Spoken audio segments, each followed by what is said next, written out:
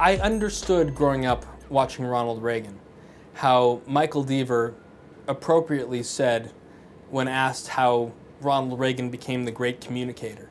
Deaver would say, when you're watching TV, turn the volume down. Look at the pictures and see if the combination of how the candidate comports himself in front of the camera and the settings that we put him in, how that makes you feel as a potential supporter of his or as an American.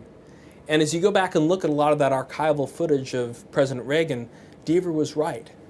Ronald Reagan's actors training and the setting that his advance team put him in did all the right things for the type of persona that Reagan wanted to project. We're in a different age now, and in many ways what created my career as a practitioner of presidential stagecraft is something that I would perhaps ultimately hope becomes less important over time.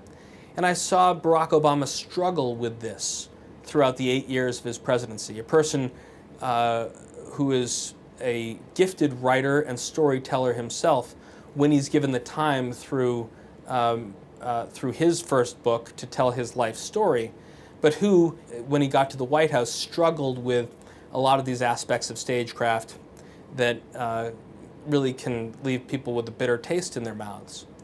And only toward the end, in the last few years, have I seen him doing the things that to my eye and ear resonated very powerfully. And one of those things was actually dismissing the visual entirely. Flying to Los Angeles, California, I think he had a fundraiser on his schedule, but he also went to the garage of Marc Maron, who hosts the very successful WTF podcast.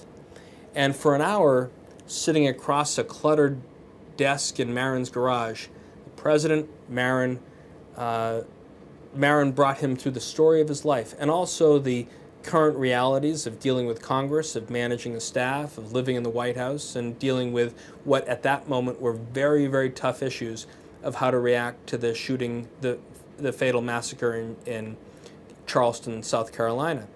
And I think that was probably the moment where Obama used, within the context of his conversation with Maron, the N-word. And that's what made a lot of the news. But that's what made the news for like a 2-minute network package. But if you actually sit down and put headphones into your ear and listen to the full 60 minutes of this conversation, I think you would come away with a much deeper appreciation of Obama's past and what he tried to do as president and where he tried to take the country.